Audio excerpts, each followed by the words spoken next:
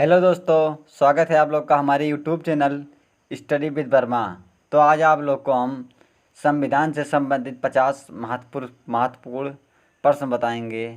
तो सारे कंपटीशन के लिए बेहद इम्पोर्टेंट हैं। तो चलिए शुरू करते हैं। ये रहा हमारा पहला प्रश्न।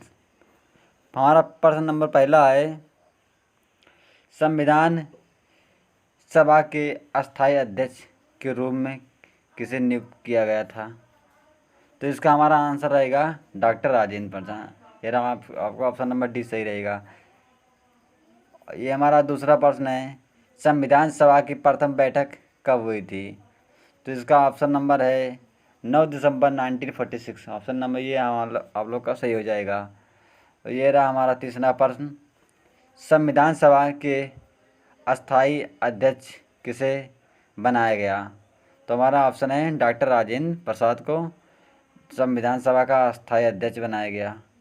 उसके बाद हमारा प्रारूप समिति के अध्यक्ष कौन है?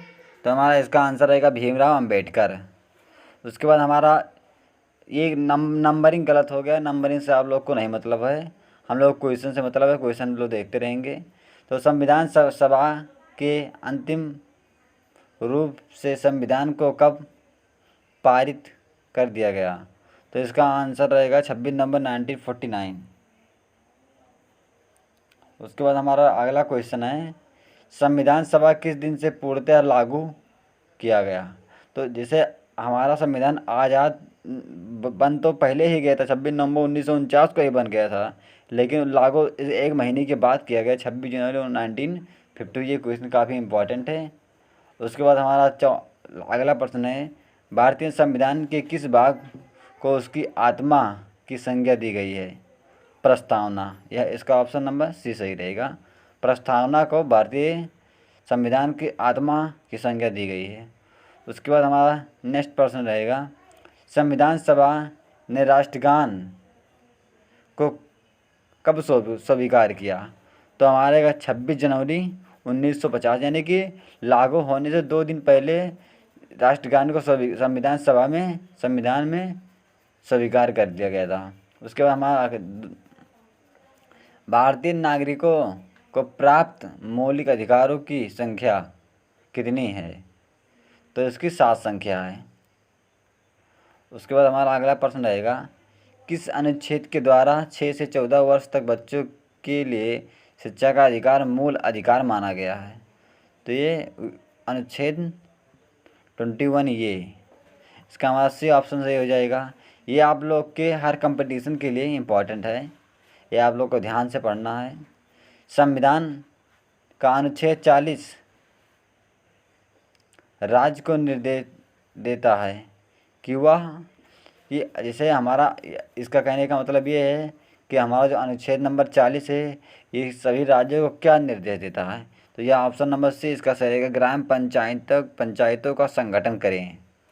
ये हमारा अनुच्छेद नंबर 40 संकेत देता है। उसके बाद लोक कल्याण राज्य का अवधारणा किसमें निहित है? तो ये राज्य के निहित के निर्देशक तत्व है। ऑप्शन नंबर बी हमारा सही हो जाएगा। संविधान में मूल कर्तव्यों की कुल संख्या कितनी है? फंडामेंटल ड्यूटीज इंग्लिश में हम लोग क्या कहते हैं? फंडामेंटल ड्यूटीज़ की संख्या 11 है। उसके बाद हमारा दूसरा पॉइंट, ये हमारा कट गया तो हम छोड़ दे रहे हैं, दूसरा देख रहे हैं। भारतीय संघ की शक्ति एग्जीक्यूटिव पावर ऑफ यूनियन किसमें निहित है? तो ये राष्ट्रपति में। एग्जीक्यूटिव का जो पावर है ये सब कुछ राष्ट्रपति में निहित है। उसके बाद हमारा अगला प्रश्न है, संविधान में मूल कर्तव्यों को किस समिति की अनुशंसान के आधार पर शामिल किया गया? तो ये सर्वसिंह समिति के द्वारा हमारे को शामिल किया गया है। उसके बाद हमारा दूसरा प्रश्न है, राष्ट्रपति के निर्वाचन मंडल में शामिल है? तो इसका हमारा ऑप्शन नंबर सी से रहेगा, संसद के दोनों सदन के निर्वाचन सदन एवं राज्यों की विधानसभाओं के निर्वाचित सदस्य शामिल हैं इसमें। उसके बाद हमारा अगला प्रश्न है, राष्ट्रपति के कार्यकाल की अवधि कितनी होती है? ये हम लोग का बेहद इम्पोर्टेंट प्रश्न है, ये आप लोग को हम बता दे रहे हैं। तो इसका ऑप्शन नंबर बी से होगा 5 वर्ष। राष्ट्रपति की कार्यकाल की अवधि 5 वर्ष होती है। उसके बाद हमारा अगला प्रश्न है, निर्विरोध चुने जाने वाले राष्ट्रपति अनकॉन्टेस्टेड प्रेसिडेंट की संख्या नीलम संजीव रेड्डी है। उसके बाद राष्ट्रपति पद के चुनाव के लिए कौन सी विधि अपनाई गई है? तो इसका ऑप्शन है सही में कि अनुपातिक प्रतिनिधित्व, एकल संक्रमणीय, अप्रत्यक्ष मतदान, आप सब कर सकते हैं राष्ट्रपति के लिए। भारतीय सेनाओं का सर्वोच्च सेनापति कौन होता है? राष्ट्रपति।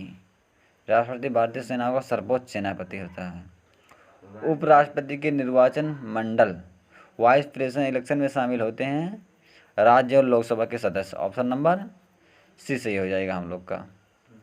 भारतीय संविधान के अनुसार संघ की कार्यपालिक शक्ति एग्जीक्यूटिव पावर ऑफ इंडिया किस में निहित होती है? तो ये सब राष्ट्रपति में निहित होती है। भारतीय संसद के ऊपरी सदन को कहा जाता है राज्यसभा। ऊपरी सदन यानी कि अपर हाउस को हम राज्यसभा कहते हैं, लोअर हाउस को वो सदस्य। ये वहाँ क्वेश्चन कट गया, छोड़ दे रहे हैं, आगे देख रहे हैं। मंत्रिपरिषद सामूहिक रूप कि किसके प्रति उत्तरदायी है? Council of minister responsible for Lok Sabha के लिए रिस्पॉन्सिबल है। यदि प्रधानमंत्री या कोई अन्य मंत्री सदन का सदस्य नहीं है तो उस पद पर बने रहने के लिए कितने दिनों के अंदर संसद का सदस्य बनना आवश्यक है? 6 माह। 6 माह तक हम बनना आवश्यक रहेगा। राज्यसभा की अधिकतम सदस्य संख्या अधिकतम 250, 250। ऑप्शन नंबर सी हमारा सही हो जाएगा। लोकसभा की अधिकतम संख्या 552। ये हम लोग का इम्पोर्टेंट है। जैसे हमारा राज्यसभा की अधिकतम संख्या है 250, वैसे ही अधिकतम संख्या अब लोकसभा विल बी 52। उसके बाद हमारा अगला प्रश्न है, केंद्र सरकार का प्रथम विधि सरकार अधिकारी फर्स्ट लॉ ऑफिसर कौन सा? ये हमारा ऑप्शन नंबर से इसका सही हो जाएगा। किसी विधेयक को उन विधेयक के रूप में कौन प्रमाणित करता है? मनी बिल को कौन प्रमाणित करता है? तो इसका लोकसभा के अध्यक्ष प्रमाणित करते हैं। उसके बाद हमारा क्वेश्चन नंबर आगे हो जाएगा, केंद्र सरकार का प्रथम विधि अधिकारी फर्स्ट लॉ ऑफिसर कौन है? ये तो हमारा हो गया था ऑप्शन नंबर सी। उसके बाद हमारा अगला प्रश्न रहेगा, हमारा अगला प्रश्न है 36 हम लोग का हो गया था। उसके बाद आगे हमें ये हो गया था। आगे संघ राज्य क्षेत्र यूनिटी की प्रशासन कौन चलाता है? ये भी इम्पोर्टेंट क्वेश्चन है, ये काफ़ी बार क्वेश्चन में। तो उपराज्यपाल उपरोक्त सब चलाते हैं इसमें। उसके बाद हमारा अगला प्रश्न है, भारत के प्रथम राष्ट्रपति कौन थे? तो डॉक्टर राजेंद्र प्रसाद भारत के प्रथम राष्ट्रपति। तो सब लोग को आता होगा लगभग। राष्ट्रपति द्वारा लोकसभा तथा राज्यसभा में मनोनीत किए जाने वाले सदस्यों की संख्या 2 व 12। ऑप्शन नंबर बी हमारा सही हो जाएगा। उसके बाद स्वतंत्र भारत के पहले भारतीय गवर्नर जनरल ऑफ इंडिया थे चक्रवर्ती राजगोपालाचारी थे। लोकसभा और राज्यसभा के 2 अधिवेशनों के बीच अधिकतम कितना समय का अंतर होता है? 6 माह का। उसका हमारा अगला प्रश्न रहेगा, संविधान के अनुसार विधानसभा के सदस्य की अधिकतम संख्या कितनी होती है? वो 500 होती है। उसके बाद राज्य की कार्यपालिका का प्रमुख कौन होता है? स्टेट एग्जीक्यूटिव हेड कौन होता है? हमारा राज्यपाल। वर्तमान में भारत में कुल कितने राज्यों में विधान परिषदों विद्यमान है? तो हमारा 6 विधान परिषद विद्यमान है। उसके बाद हमारा अगला प्रश्न रहेगा, विधानसभा का वर्ष में कम से कम कितने अधिवेशन होने अनिवार्य? 2। यानी विधान असेंबली विधानसभा के वर्ष में कम से कम 2 अधिवेशन होना अनिवार्य है। राज्य का मंत्रिमंडल सामूहिक रूप से किसे प्रति उत्तरदायी होता है? तो विधानसभा के प्रति उत्तरदायी होता है।